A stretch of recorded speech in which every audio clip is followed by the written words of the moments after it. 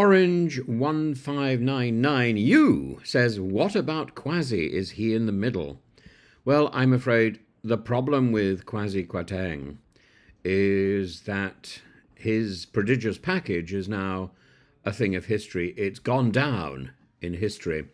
And so we have to think of the kind of spectacle that would even make the most seasoned carry-on aficionado blush. And Kawsi Kwateng's prodigious package is a modest consideration now, a financial gambit that left the country clutching its pearls and the media gasping for air, and rarely has one man's economic thrust been so over-exerted, leaving us all limp with disbelief. It was September 2022, if you can go back that far, and the sun-lit-up plans of Liz Truss's premiership stretched out like a mirage of a month's hope, promising growth, prosperity, and, dare we say, a touch of fiscal arousal. And enter Kwateng, her chancellor, brandishing a mini-budget so stuffed to the brim with tax cuts and ideological zeal that it earned instant infamy. Infamy! And it was the package that promised to grow and grow. The markets quivered. Under its shadow, the pound plunged and the mortgage rate stiffened beyond recognition. Here was a package too prodigious for its own good, unfurled with all the subtlety of a seaside postcard and about as much long-term thought. Kwateng and Truss were, for one brief, shining moment like Camelot, Britain's answer to a vaudeville duo, a kind of carry-on Downing Street, where the jokes wrote themselves. Truss, the wide-eyed ingenue, playing straight to Kwateng's bold improvisations, her economic aspirations delivered with the unblinking fervour of someone auditioning for brief encounter in a budget airline terminal. Growth! Growth! Growth! She cried, oblivious that her government was about to crash harder than a cheap 1970s farce. Can I clean your window? Now, when we say the media dalliance was something to behold, you know, that's a thought that I mean.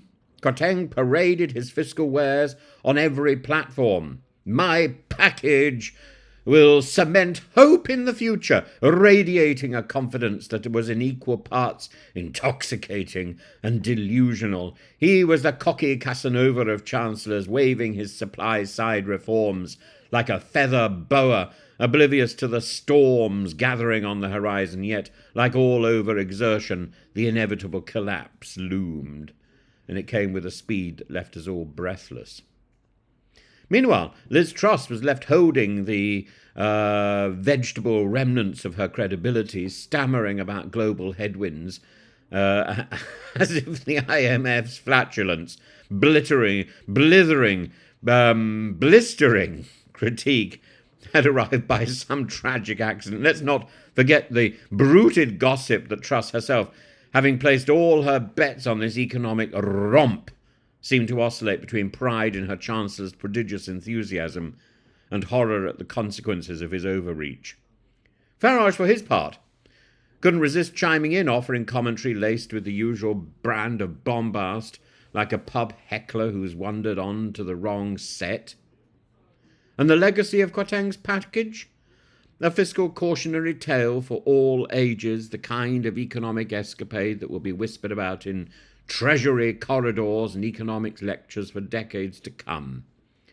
It's a story of ambition meeting hubris, the subject of naughty jokes, a bold thrust into the unknown that left the nation nursing its wounds and Truss clinging to the wreckage of her premiership. It almost puts Matt Hancock's stationery cupboard in the shadow. Oh, no one can put my stationery cupboard in the shadow. Let's get into the stationery cupboard and make it move. And as for Kwasi, well, he re-emerged eventually, toned down, introspective, tucking in his trousers, though one imagines he still chuckles at the memory of those heady days of unrestrained fiscal frolic with Liz Truss. Truss, meanwhile, continues to haunt conference stages like a ghost, and exclusive dinners designed only for men, perpetually ready for her comeback. I want to come back. No one really asked for that. So, let's raise a metaphorical glass to the bawdy, brutish absurdity of it all, or at least a cup of tea. There we are. It's all ready. To Kwateng's prodigious package. Long may it be upstanding. And Truss's reckless dalliance long may we remember and learn from this exposure, this rude awakening, and the enduring hilarity of a government that thought it could flirt with disaster and leave the country begging for more. Carry on indeed.